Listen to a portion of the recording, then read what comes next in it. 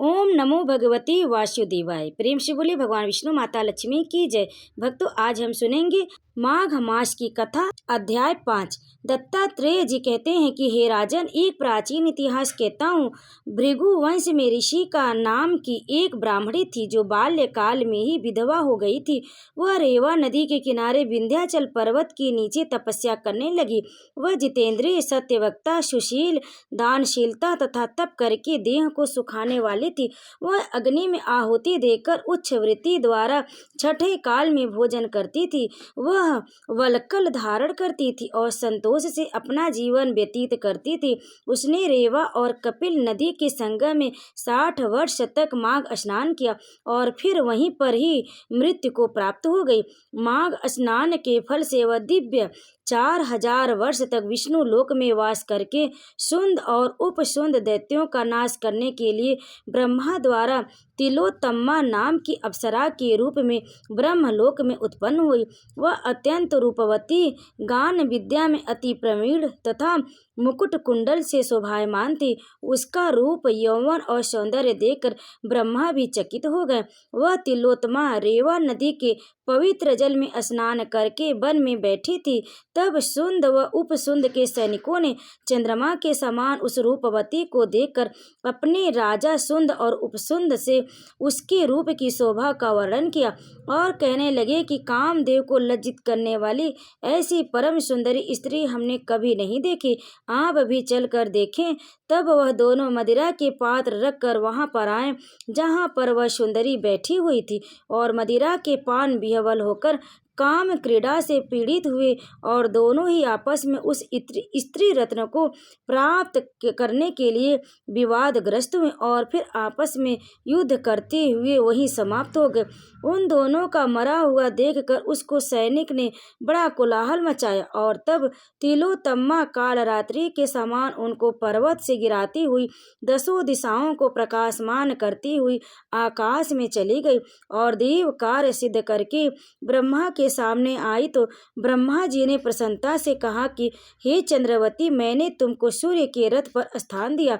जब तक आकाश में सूर्य स्थित है, नाना प्रकार के भोगों को भोगो। सो हे राजन, अब ब्राह्मणी अब भी सूर्य के रथ पर माघ मास स्नान के उत्तम भोगों को भोग रही है। इसलिए श्रद्धावान पुरुषों को उत्तम गति पाने के लिए यत्न के साथ माघ मास में विधि पूर्वक स्नान करना चाहिए। ओम नमो भगवती वासुदेव। अब सुनिए, माघ स्नान से एक हाथी का उद्धार कैसे हुआ, उसका उद्धार का अपना वृत्तांत वह क्या सुनाता है। जब मुनि ने उस हाथी पर माघ स्नान का जल छिड़का तो वह उद्धार हुआ। तब उस दिव्य रूपधारी जीव ने कहा, मुनीश्वर, मैं कृतार्थ हो गया। आपने मुझे अत्यंत निंदित एवं पापमयी पशु योनि से मुक्त कर दिया। दयानिधे, अब मैं अपना सारा वृत्तांत बतलाता हूँ, सुनिए। पूर्व काल की बात है। नैषद नगर में विश्वगुप्त नाम से प्रसिद्ध परम धर्मात्मा तथा स्वधर्म पालन में तत्पर एक वैश्य रहते थे। मैं उन्हीं का पुत्र था। मेरा नाम धर्मगुप्त था। स्वाध्याय, यजन, दान, सूद लेना, पशुपालन, गोरक्षा, खेती और व्यापार, यही सब मेरा काम था। द्विज श्रेष्ठ, मैं अनुचित काम और दंभ से सदा दूर ही रहा। सत्य बोलता और किसी की निंदा नहीं करता था। इंद्रियों को काबू में रख अपनी स्त्री से ही अनुराग करता था और पराई स्त्रियों के संपर्क से बचा रहता था। मुझ में राग, भय और क्रोध नहीं थे। लोभ और मत्सर को भी मैंने छोड़ रखा था। दान देता, यज्ञ करता, देवताओं के प्रति भक्ति रखता और गौओं तथा ब्राह्मणों के हित में संलग्न रहता था। सदा धर्म, अर्थ और काम का सेवन करता तथा व्यापार के काम में कभी किसी को धोखा नहीं देता था। ब्राह्मण लोग जब यज्ञ करते उस समय उन्हें बिना मांगे ही धन देता था। समय पर श्राद्ध तथा संपूर्ण देवताओं का पूजन करता था। अनेक प्रकार के सुगंधित द्रव्य बहुत से पशु दूध, दही, मट्ठा, गोबर, घास, लकड़ी, मूल, फल, नमक, जायफल, पीपल, अन्न, साग के बीज, नाना प्रकार के वस्तु, धातु, ईख के रस से तैयार होने वाली वस्तुएं और अनेक प्रकार के रस बेचा करता था। जो दूसरों को देता था वह तौल में कम नहीं रहता था और जो औरों से लेता वह अधिक नहीं होता था। जिन रसों के बेचने से पाप होता है उनको छोड़कर अन्य रसों को बेचा करता था। बेचने में छल कपट से काम नहीं लेता था। जो मनुष्य साधु पुरुषों को व्यापार में ठगता है वह घोर नरक में पड़ता है तथा उसका धन भी नष्ट हो जाता है। मैं सब देवताओं, ब्राह्मणों तथा गौओं की प्रतिदिन सेवा करता और पाखंडी लोगों से दूर रहता था।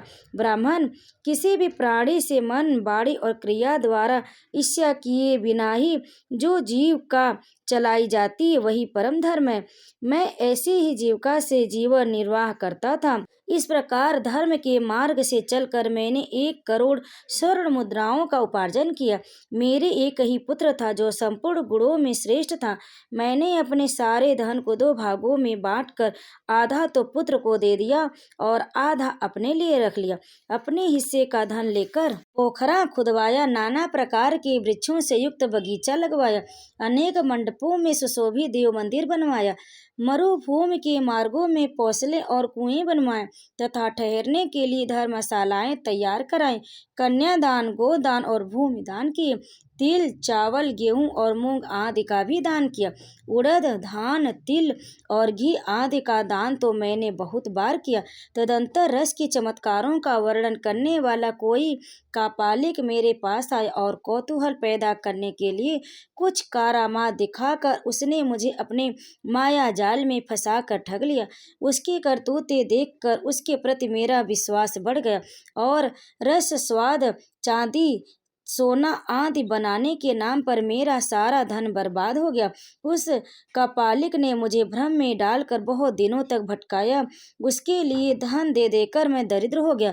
माघ का महीना आया और मैंने 10 दिनों तक सूर्योदय के समान महानदी में स्नान किया, किंतु बुढ़ापे के कारण इससे अधिक समय तक मैं स्नान का नियम चलाने में असमर्थ हो गया। इसी बीच में मेरा पुत्र देशांतर में चला गया, घोड़े मर गए, खेती नष्ट हो गई और बेटे ने वेश्या रख ली। फिर भी भाई बंधु यह सोच कर कि यह बेचारा बूढ़ा धर्मात्मा और पुण्यवान है, धर्म के ही उद्देश्य से मुझे कुछ सूखा अन्न और भात दे दिया करते थे।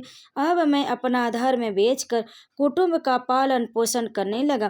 केवल माघ स्नान के फल को नहीं बेच सका। एक दिन जिह्वा की लोलुपता के कारण दूसरे के घर पर खूब गले तक ठूंस कर मिठाई खा ली। इससे अजीर्ण हो गया। अजीर्ण से अतिसार की बीमारी हुई और उससे मेरी मृत्यु हो गई। केवल माघ स्नान के प्रभाव से मैं 1 मनवंतर तक स्वर्ग में देवराज इंद्र के पास रहा और पुण्य की समाप्ति हो जाने पर हाथी की योनि में उत्पन्न हुआ। जो लोग धर्म बेचते हैं वे हाथी ही होते हैं। जय श्री कृष्ण। भक्तों, माघ मास की यह कथा यहीं पर समाप्त हुई। आगे की कथा आप अगले वीडियो में अवश्य सुने। तब तक आप सभी पर भगवान श्री कृष्ण कृपा सदैव बनी रहे। अगर आपको हमारी ये कथा पसंद आए तो वीडियो को लाइक करें, शेयर करें और कमेंट में जय श्री कृष्ण लिखकर हमारे चैनल को सब्सक्राइब जरूर कर ले। जय श्री कृष्ण। राधे राधे।